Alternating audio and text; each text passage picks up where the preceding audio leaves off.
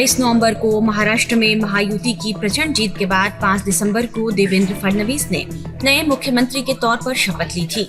फडणवीस के बाद पूर्व मुख्यमंत्री एकनाथ शिंदे और फिर एनसीपी नेता अजित पवार ने भी शपथ ली। महाराष्ट्र के नतीजे में महायुति गठबंधन ने शानदार प्रदर्शन किया था और 230 सीटें जीत ली।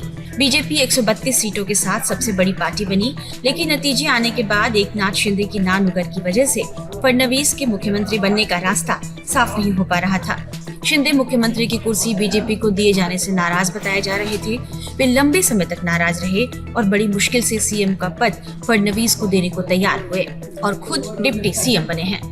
नई सरकार के शपथ ग्रहण समारोह के बाद ऐसा लगा कि मानो अब शिंदे की नाराजगी दूर हो गई हो, लेकिन एक बार फिर से ऐसी खबरें आ रही हैं कि शिंदे एक बार फिर से नाराज हो गए हैं। इस सप्ताह कैबिनेट विस्तार से पहली खबर है कि बड़े मंत्रालयों पर मतभेद सुलझाने के बाद भी गठबंधन सरकार के कुछ मुद्दों पर रार जारी है। महाराष्ट्र में महायुति की सरकार बनने के बाद अभी तक कैबिनेट का गठन नहीं हो सका है। महायुति में शामिल शिवसेना, एनसीपी और बीजेपी की निगाहें बड़े मंत्रालयों पर लगी हुई है। इसे लेकर 11 दिसंबर की रात को दिल्ली में महाराष्ट्र के मुख्यमंत्री देवेंद्र फडणवीस और बीजेपी के राष्ट्रीय अध्यक्ष जेपी नड्डा ने केंद्रीय गृह मंत्री अमित शाह के घर पर अहम बैठक की। मीडिया रिपोर्ट्स के मुताबिक शिंदे की नाराजगी की खबरें तब आई जब दिल्ली में बीजेपी आला कमान से 11 दिसंबर को हुई बैठक में मुख्यमंत्री देवेंद्र फडणवीस और डिप्टी सीएम अजित पवार के साथ शिंदे मौजूद नहीं थे। वहीं शिवसेना प्रमुख के कार्यालय की तरफ से भी जानकारी दी गई है कि शिंदे बुधवार को हुई बैठक में मौजूद नहीं थे। यह बैठक ऐसे समय पर हुई जब राज्य में विभागों के बंटवारे को लेकर चर्चाएं चल रही हैं। मीडिया रिपोर्ट्स में बताया जा रहा है कि शिंदे पहले इस बैठक में जाने वाले थे, लेकिन बाद में उन्होंने न जाने का फैसला किया। दरअसल अभी तक शहरी विकास विभाग के अलावा शिंदे पक्ष को कोई बड़ा मंत्रालय नहीं दिया गया है, जबकि वह गृह, राजस्व, लोक निर्माण और आवास के साथ साथ उद्योग जैसे मंत्रालयों में दिलचस्पी दिखा रहे थे। लेकिन कहा जा रहा है कि बीजेपी ने उनकी मांग को स्वीकार नहीं किया है। वहीं बताया यह भी जा रहा है कि शिंदे बीजेपी की इस शर्त से भी नाराज हैं कि पिछली सरकार में जिन पर भ्रष्टाचार के आरोप लगे हैं, उन नेताओं को मंत्रिमंडल में शामिल नहीं किया जाएगा। शिवसेना से जुड़े एक नेता के हवाले से बताया गया है कि पूरी प्रक्रिया में शिंदे से जिस तरह का बर्ताव किया जा रहा है, उससे वे नाराज हैं। उन्हें हर बात में तोल मोल करना पड़ रहा है और उन्हें लगता है कि सत्ता में उन्हें वाजिब भागीदारी नहीं मिल रही, जबकि महायुति की जीत में उनके शासन की भी बड़ी भूमिका रही है। दूसरी तरफ महाराष्ट्र में कैबिनेट गठन को लेकर बने सस्पेंस के बीच डिप्टी सीएम अजित पवार ने गुरुवार को एनसीपी शरद पवार प्रमुख शरद पवार से मुलाकात की। इस दौरान उनकी पत्नी सुनीता पवार, एनसीपी नेता प्रफुल्ल पटेल और छगन भुजबल समेत पार्टी के कई बड़े नेता मौजूद रहे। दिल्ली में शरद पवार के घर पर हुई इस बैठक के बारे में कहा जा रहा है कि ये सभी नेता उन्हें जन्मदिन की बधाई देने आए थे। मीडिया से बात करते हुए अजित पवार ने भी बताया कि जन्मदिन के अवसर पर उन्होंने शरद पवार को शुभकामनाएं दी हैं। महाराष्ट्र में कैबिनेट विस्तार को लेकर जो खबरें आ रही हैं, उसके मुताबिक 14 दिसंबर तक यह काम संपन्न हो सकता है। ऑलरेडी चीफ मिनिस्टर और 2 चीफ मिनिस्टर ने शपथ लिया है और जो डिसीजन लेना पड़ता है वो लोगों का तो गठन हो चुका है, लेकिन ये मिली जुली सरकार है। जो अलग अलग डिपार्टमेंट है, कौन किधर जाएगा, उनके ऊपर तीनों नेताओं में डिस्कशन हो रहा है और मुझे पूरा भरोसा है कि जल्दी ही ये गठन हो सकता है और ये इमीडिएट शपथ विधि हो सकता है। बताया जा रहा है कि एकनाथ शिंदे के नेतृत्व वाली शिवसेना को गृह विभाग नहीं मिल सकता है और बीजेपी इसे अपने पास ही रख सकती है। लेकिन जिस तरह शिंदे फिर से नाराज बताए जा रहे हैं, उसे लेकर बीजेपी में चिंता की लहर तो फिर से दौड़ गई है। महाराष्ट्र में कैबिनेट विस्तार को लेकर चर्चा हलचल दिल्ली में दिखाई दे रही है, क्योंकि देवेंद्र फडणवीस के साथ साथ अब अजीत दादा भी वहां पर पहुंच चुके हैं और गृह मंत्री अमित शाह के साथ उनकी मुलाकात भी हुई है, लेकिन एकनाथ शिंदे वहां दिखाई नहीं दे रहे हैं। तो क्या वो किसी बात को लेकर नाराज हैं? इस बारे में हमारे साथ बात करने के लिए शिवसेना के वरिष्ठ नेता, विधायक और प्रवक्ता संजय सिरसाट जी हैं। सर, पूर्व मुख्यमंत्री और अब के उप मुख्यमंत्री एकनाथ शिंदे दिल्ली दिखाई नहीं दे रहे, क्या नाराजगी है किसी बात को लेकर?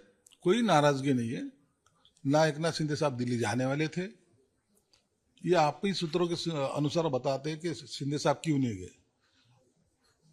देवेंद्र फडणवीस साहब जो गए हैं, उनके पार्टी के सभी वरिष्ठ नेता दिल्ली में रहते हैं। वो राष्ट्रपति से भी मिले, उपराष्ट्रपति से भी मिले, सभी नेताओं से वो मिले।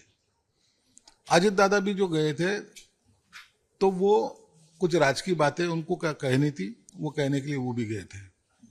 तो ये सबका अपना अपना पर्सनल होता है, उसके लिए सब तीनों ने साथ में ही जाना चाहिए। ऐसा कोई तो नियम तो है ही नहीं।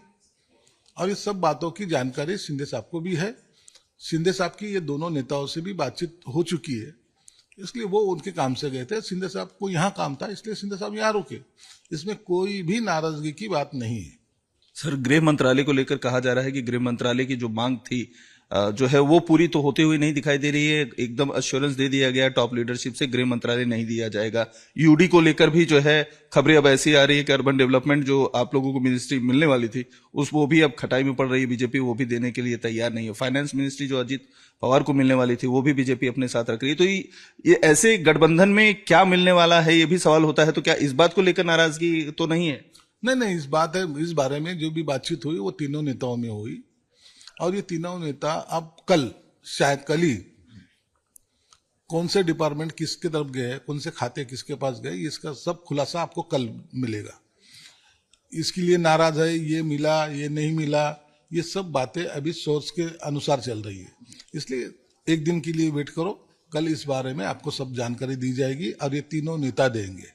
आपको लगता है सर कि सम्मान जो गठबंधन में पहले दादा जब नहीं थे, अजीत पवार साथ में नहीं आए थे, तो शिवसेना की ज्यादा इज्जत होती थी। अब चूंकि तीसरा पार्टनर आ गया है तो आपको लगता है कि बंटवारे में कुछ ज्यादा ही चीजें आपसे ले ली जा रही है? देखो, ऐसा नहीं होता। आप ये क्यों नहीं सोचते बीजेपी की भी कुछ मिनिस्टर कम हो चुके, तो बीजेपी की तो माइनस में गई है ना। तो जब गठबंधन होता है, जब तीनों पार्टी एकत्रित आती है, तो सबको अपना अपना हिस्सा देना जरूरी होता है।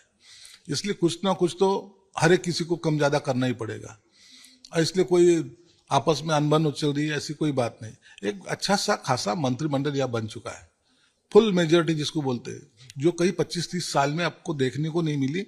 उतने मजबूती से गठबंधन अभी तैयार हो चुका है। इसलिए हमारे में ना खातों के बारे में कोई अनबन चल रही है, कौन से डिपार्टमेंट किसके पास जाने लगे उसके बारे में कोई नहीं चल रहा है। जो भी होगा अच्छा होगा। 5 साल का पीरियड होता है, कभी भी खाते चेंज भी हो सकते हैं, इधर का खाता उधर भी जा सकता है। इसलिए आज उसके बारे में बहुत ज्यादा आशा लगाना गलत है। तो आपको लगता है, आपका ये कहना है कि कोई डिमांड आपकी पार्टी की तरफ से की गई है किसी मिनिस्ट्री पोर्टफोलियो को लेकर? इसमें क्या सच्चाई है? किया गया है, कोई मांग की गई है? नहीं, मांग तो की जाती है, मांग करते नहीं ऐसी बात नहीं है, मांग तो की जाती है। अब कौन से लेना है कौन से देना है, ये तीनों नेता आपस में बैठ के तय करेंगे। 14 तारीख को सर अब तो जो है अजीत पवार कह चुके हैं कि शपथ होने जा रही है, तो हम कब तक मान ले कि ये चीजें फाइनल हो जाएगी? क्या इन दोनों नेताओं के दिल्ली के आने के बाद अलग से बैठक होगी, आप तीनों नेताओं की बैठक होगी, ये सारी चीजें तय होंगी? शायद आज शाम में या तो कल सवेरे तक इनकी बैठक भी होगी। अगर डिप्टी सीएम कहते 14 तारीख को अगर विस्तार होना है तो ये सब चीजें पहले करना जरूरी है। हम उसके लिए आज या कल सवेरे तक ये सब चीजें फाइनल हो जाएगी। कौन कौन मिनिस्टर बनेगा, कितने डिपार्टमेंट किसके पास आते, कितने मंत्रीगण बन रहे, इस सब बातों का खुलासा कल सवेरे तक होना अपेक्षित है। आपका भी नाम सर जो है चल रहा है, आपका लिस्ट में आपके भी नाम है, ऐसे भी सोर्सेज बताएं। अरे 237 लोगों के नाम है, तो उसमें मेरा भी एक नाम है। इसलिए अब किसको देना है ये नेता तय करेंगे। सर, दिल्ली में दूसरी हलचल भी देखने को मिली। शरद पवार के बर्थडे पर अजीत दादा गए हैं, पूरे परिवार के साथ उन्होंने उन्हें शुभेच्छा दी है, उनको बधाई दी है। तो क्या किस तरीके से इसको देख रहे हैं? अभी राजनीतिक गलियारे में इसकी भी चर्चा है कि चाचा भतीजा फिर साथ आ सकते हैं, क्या कहेंगे? देखो, अजीत दादा उनके भतीजे हैं और पवार कुटुंब है, इसलिए वो एक जगह पे आए तो कोई बुरी बात नहीं। लेकिन हो सकता है, लोग कहते हैं कि पॉलिटिक्स में कुछ भी हो सकता है, तो पॉसिबल है कल शरद पवार और अजित पवार भी एक हो सकते हैं, ऐसा नहीं है।